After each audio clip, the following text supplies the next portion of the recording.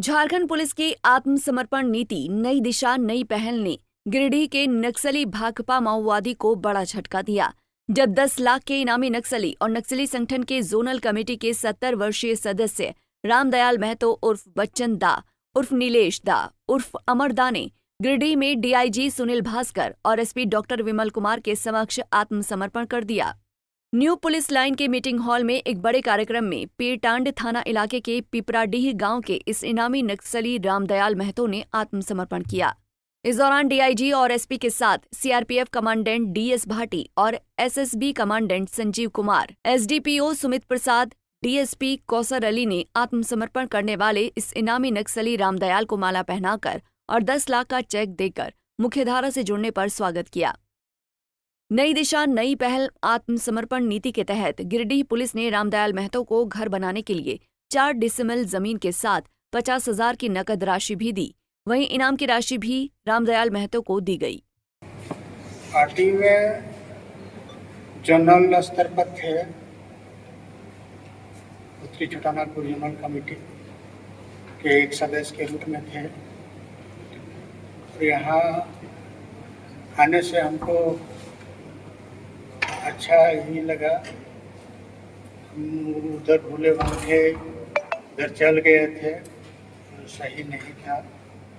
अभी जो है, अभी जहाँ हम आ गए हैं यही अच्छा जगह है।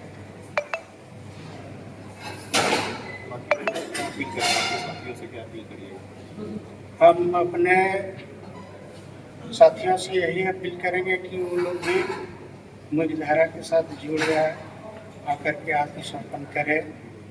इधर डीआईजी सुनील भास्कर और एसपी ने कार्यक्रम के दौरान बताया कि जोनल कमेटी का सदस्य रामदयाल महतो के खिलाफ धनबाद के तोपचांची बरवाडा के साथ गिरिडीह के पीरतांड, डुमरी, मधुबन थाने में 50 से अधिक नक्सली घटनाओं के केस दर्ज हैं। ऐसे में इस इनामी नक्सली के आत्मसमर्पण के बाद पीरटांड और गिरिडीह के सीमावर्ती इलाकों में नक्सली संगठन को बड़ा झटका लगा है।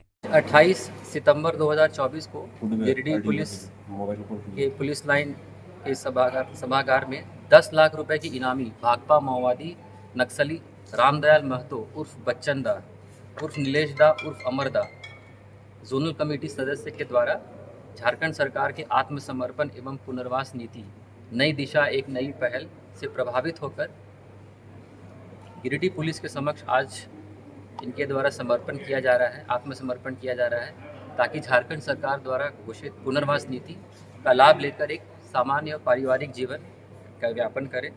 ये पूर्व में बहुत ही एक्टिव नक्सल रह चुके हैं। ये टोटल 54 केसेस में ये वांटेड थे, जिसमें कि गिरिडीह जिला के 43 केसेस और धनबाद जिला के 11 केसेस में ये वांटेड हैं। काफ़ी एक्टिव नक्सल रह चुके हैं। 2012 से ये एक्टिव रहे हैं और हाल के दिनों में ये नक्सली संगठन के थिंक टैंक के रूप में ये कार्य कर रहे थे। और इसी क्रम में जो गिरिडीह पुलिस है, एसएसबी है और सीआरपीएफ का यहाँ लगातार अभियान चल रहा था, तो इस अभियान के प्रेशर में आके साथ ही झारखंड सरकार द्वारा घोषित जो पुनर्वास नीति है उससे प्रेरित होकर इन्होंने ये निर्णय लिया कि गिरिडीह पुलिस के समक्ष आज ये समर्पण करेंगे। तो एक बहुत बड़ी उपलब्धि है गिरिडीह पुलिस के लिए। जैसा कि स्पष्ट है कि सरकार की जो नीति है आत्मसमर्पण की, उससे प्रभावित होकर के रामदयाल महतो उर्फ बच्चन दा उर्फ नीलेश, जिनके विरुद्ध में 50 से ज़्यादा मामले हैं, और इन्हें महसूस हुआ कि सरकार की नीति जो है उसके मुख्य धारा में आने के बाद जिंदगी बदलती है, लोगों को नई दिशा मिलती है, और इसी के तहत उन्होंने ये फैसला लिया है और उनका स्वागत है। हम लोग ये आशा करते हैं कि आने वाले समय में वैसे जो भी मुख्य धारा से भटक गए हैं उन सबों की वे सभी जो है एक एक करके वापस आएंगे।